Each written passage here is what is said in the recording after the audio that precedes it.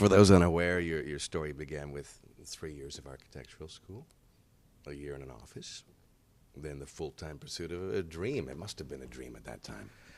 Yes, it wasn't a very real, carefully thought-out dream. I mean, I always maintain that I fell in with a bad lot when I was at college because Rick and Roger had been, were in the same architecture course that I was. And I certainly had no idea that sort of 40 years later I'd still be doing it.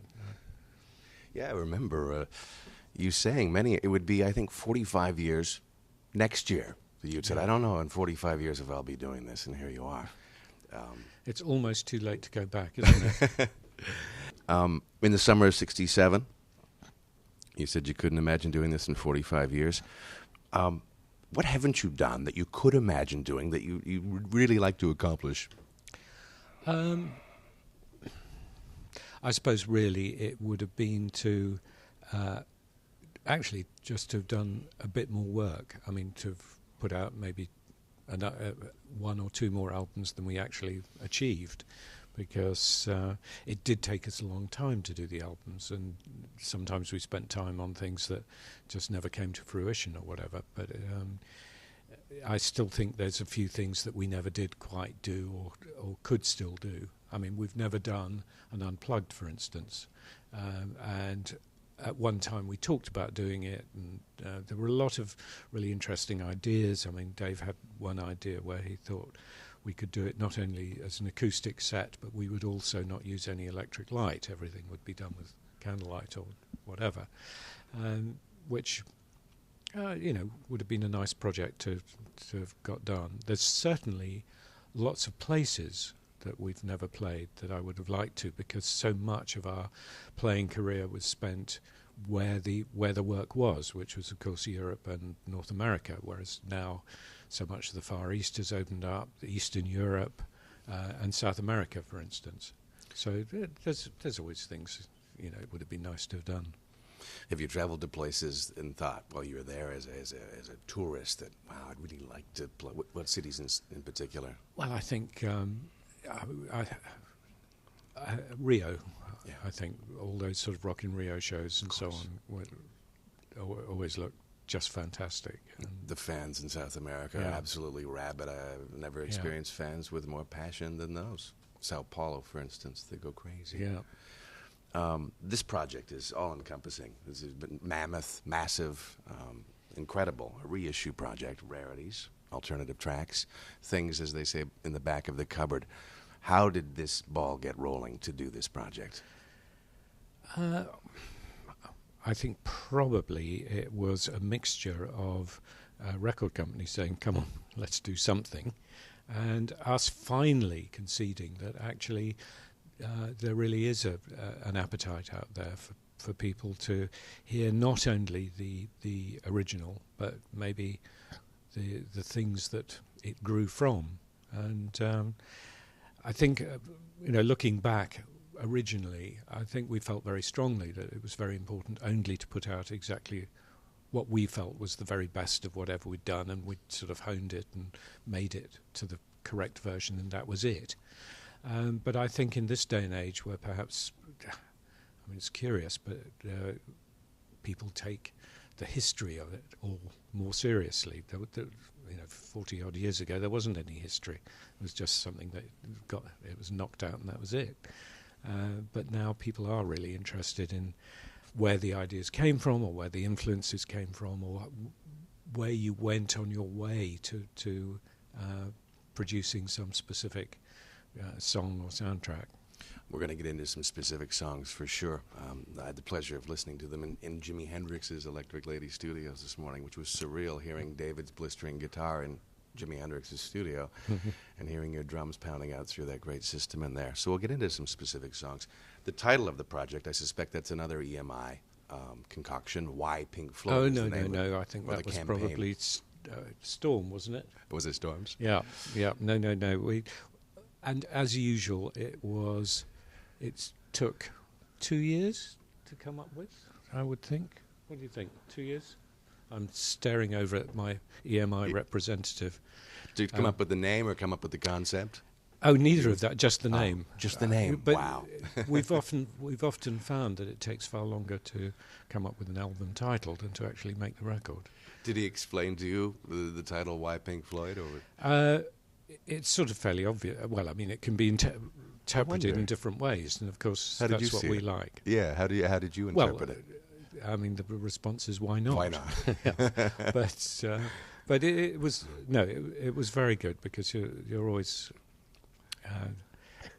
song titles, album titles, and sort of collection titles. Always very, very difficult. Enormous disagree. I mean, I've seen some of the most bad-tempered emails of all time between the band members. Beyond the music, just to do with the actual titles. The music we can quite often agree on. But tell us one that was particularly tenuous. Album title or a song title? Well, no, I think probably there was. I think it was Another Storm one that we all felt wasn't quite right, which was Old Dog's New Tricks. Are you being serious? Yeah. No, there's lists and lists of really bad ideas, but fortunately I can't remember most of them. I recall that you once said, Nick, that if you put a lot of time into a song or a piece of music, it ceases to become simply a piece of music, but more a series of memories. How has the experience of kind of unearthing the outtakes for this project and the rarities and the whole remastering project affected you in terms of thinking back? Oh, it's like looking through the old photo album for me, because of course that's I can't remember exactly when I said it or in regard to what, but it's absolutely true that for me, as I think for a lot of people with music, you don't only listen to the fall of the notes. What it does is it conjures up a period of your life. And so for me, these are rather long periods of life, because for a lot of people it's the first time you heard the song and you remember the girl you were with or whatever it was. But for me, these are sort of almost diaries of 6 months in the studio or time spent on the road or whatever. So they're absolutely full of memories. Are you caught off guard in a really pleasing way or otherwise when you are somewhere, whether it's a radio station or a computer or someone's music in their iPod, anywhere in public, you least expect it, you hear Pink Floyd and Yeah, I mean, it depends on the song, it depends on the situation. Unfortunately, I think probably like quite a lot of musicians, the tendency is to listen to something that you've done yourself and think, oh, I didn't mean to do that, or that could have been better, or whatever. But every now and again you listen to something and think, that was rather good. You know, that's really nice. What's something in this project that you felt that way about? Well, the piece that I think will end up being talked about the most, actually, is the Stefan Grappelli violin piece on Wish You Were Here. Yeah. Because for me it's important because it was such a surprise. So I'd say to people, if we'd known it existed, it would almost certainly have been bootlegged by now. Someone would have had a copy, someone would have got hold of it, someone would have put it out. And what's so nice is that this is absolutely sort of fresh from the vaults. And I remember what I found was that I couldn't remember the part that he'd played at all. So when I actually heard it, it was completely new and fresh and interesting, and a great testament to a wonderfully talented player. And the great French violinist. Tell me though about the session. Was he in isolation? Was he listening to bed tracks? Or were you together? How did it go? I think we must have had the track pretty well complete. And the story is that he was working down the corridor in Studio 2 at Abbey Road. We were in number 1. And he was making a record with Yehudi Menuhin. And the two of them came in. I think, it's quite... there was a sort of slight social scene at Abbey Road where people did pop in and pay their respects. And so the two of them came in and had a listen and so on. And I think we invited both of them to play. And Yehudi absolutely didn't Didn't want to, really. I think he would have liked to, but I think he was very, as so many classical players are, just found it very difficult to just listen to something and then improvise, because yeah. because Stefan really did improvise. There was no chart. But no, Right? no chart. He went with I think, yeah, good point. I don't think any of us could have notated it for him, or not. It would have taken us a lot more than an afternoon to do it. But Stefan, of course, it was meat and drink to him. So he just went in and listened to it once or twice and knocked something out. So there's no way he would have ever heard it either. He probably heard a replay, heard it back at the time and went, yeah, fine. It's brilliant. It's stark. It's beautiful. It's special. We'll play it. Early on, the band raised a couple of £100, and you made a record, and you went to EMI. And as the story goes, as Roger puts it, we said, this could be bigger than the Beatles. And they said, maybe you're right. And you signed a contract, and here you still are 44 years later. Yeah, I don't think we ever said we'd be bigger than the Beatles, so I hope we didn't. I think that would have been a little gross. He was quoted, although he could have been No, misquoted. that doesn't sound... It sounds exactly like Roger. Yeah. Modesty was never a fault.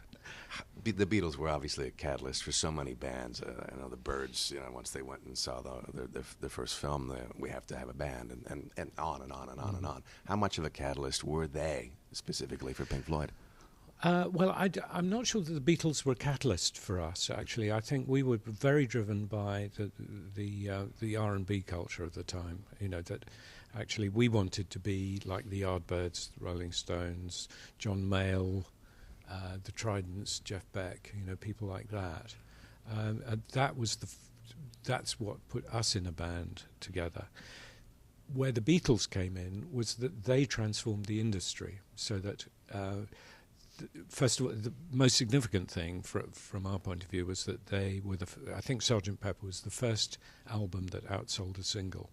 So that changed the entire culture of how everything worked, because as soon as you stopped desperately hunting for the hit single, then everything takes another turn. And the biggest change there as well was that there was a realization by the record companies that the old style, come in, do a session, make 3 records, and then decide which one's the hit, was no longer the best way of working, and that actually to get the album that would really work, you needed, well, I won't call it unlimited studio time, but it was a completely different way of working to the old session system, whereby the band would be in from 9 till 12, and then someone else would be in from 2 till 5, and there'd maybe be an evening session. The pressure of that would have been insurmountable. Well, the pressure and actually just the style of it, the fact that there is this sort of finishing up and starting again and so on, because you could have unlimited sessions, I suppose, but in essence it just worked so much better when people were allowed the freedom to spend time in the studio and try things out. This was the big thing, that actually the theory was you rehearsed, then you went into the studio, and 3 takes later you'd got whatever it was you wanted to record. But this changed to saying, well, now let's try it another way. And we tried different things, and the Beatles did, I'm sure, as well, but perhaps the best example is someone like Roy Harper, who would do a song in 5 or 6 different ways, and nearly always it would end up Roy and a guitar. But I remember hearing some of the playbacks, because he was great friends with Jimmy Page, so you'd actually have an entire Led Zeppelin backing track for a Roy Harper song, which was fantastic. Were there other versions of Have a Cigar unearthed that were interesting? No, I don't think so, because I think the